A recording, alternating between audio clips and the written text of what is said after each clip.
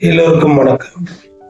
இன்றைய அன்னைக்கும் தந்தைக்கும் ஞானத்தை போற்றிய குருவிற்கும் இந்த அருமையான வாழ்க்கையை வழங்கிய இறைவனுக்கும் என்னோட நன்றி. குளோபல் ஸ்கூல் ஆஃப் யோகா சார்பா பாத்தீங்கன்னா நிறைய வீடியோஸ் நம்ம போட்டிருக்கோம் நம்ம சேனல்ல.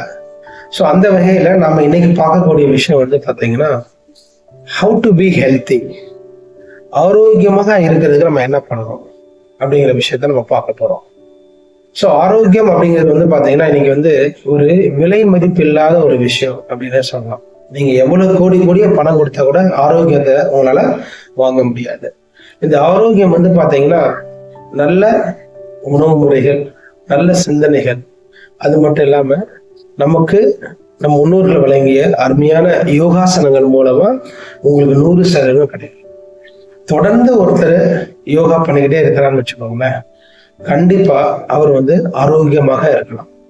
இது எப்படிங்க அப்படின்னு பாத்தீங்கன்னா, நம்ம உடம்புல வாதம், பித்தம், சிலேத்தமம் அப்படின்னு சொல்லி 3 பங்கு இருக்கு. அதாவது நீர், நெருப்பு, காற்று அப்படின்னு சொல்லுவோம்.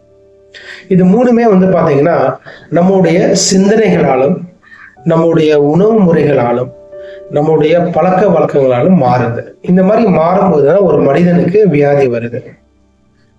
ஸோ இந்த வியாதிகளை நம்ம சரி பண்ணணும் அப்படிங்கிறதுக்காக நம்ம முன்னோர்கள் நமக்கு என்ன கொடுத்துருக்காங்க அப்படின்னா யோகாசனம், ஆசனங்கள், பிராணாயாமம், தியானம், இந்த மாதிரி அருமையான வழிமுறைகளை சொல்லி கொடுத்துருக்காங்க. இத நம்ம தொடர்ந்து பண்ணோம் அப்படின்னா 100% நம்ம ஆரோக்கியமாக வாழும். இந்த உலகத்துல மொத்தம் 4448 நோய்கள் இருக்கிறத நம்ம சித்தர்கள் சொல்றாங்க. இந்த எல்லா நோய்களுமே இல்லாம நம்ம ஆரோக்கியமா வாழணும் அப்படின்னா யோகா ரொம்ப முக்கியமானது. நன்றி.